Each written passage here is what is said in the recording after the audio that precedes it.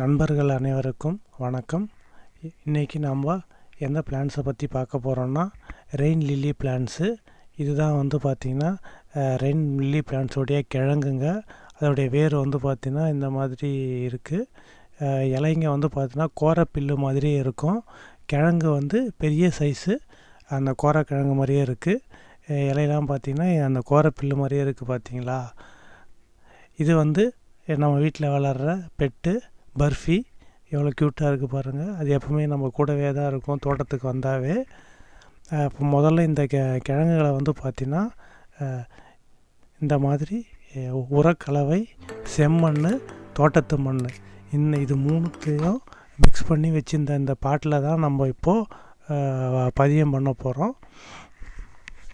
இந்த மாதிரி வேறு முடிச்சுகளோடு இருக்கிற அந்த கிழங்காக இருக்கிற இந்த ரெயின் லில்லி பிளான்ஸை சின்னதாக, ரொம்ப ஆழமாக தோண்ட தேவையில்ல, சின்னதாக பள்ளம் தோண்டி அந்த கிழங்கு பார்த்திங்கன்னா மறையிற அளவுக்கு நட்டால் போதும்.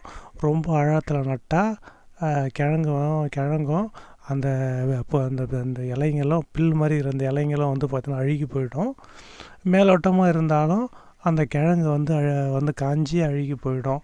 அதனால் இது அந்த கிழங்கு பார்த்திங்கன்னா அந்த வேர்களும் அந்த கிழங்கும் மூடுற அளவுக்கு மண்ணில் புதைச்சாவே போதும்.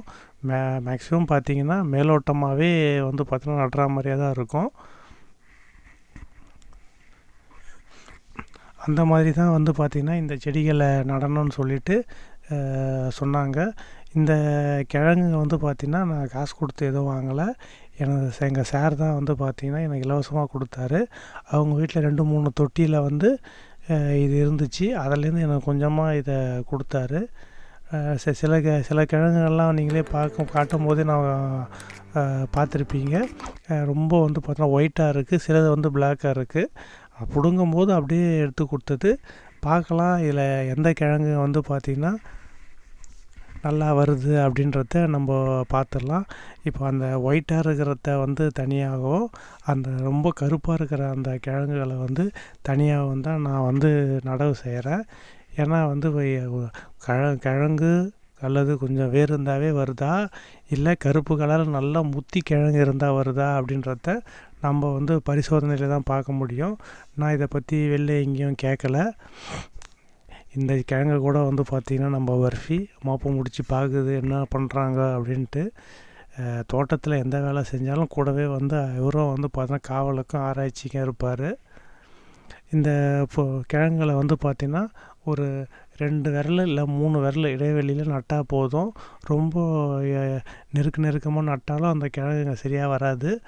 ரொம்ப இடைவெளி நட வேண்டிய அவசியம் இல்லை. நட்டுட்டு தண்ணியை பார்த்தோன்னா தெளித்தாவே போதும். நான் வாங்கி நட்டது பார்த்தோன்னா அக்டோபர் மாதத்தில் தான் பார்த்து நட்டேன்.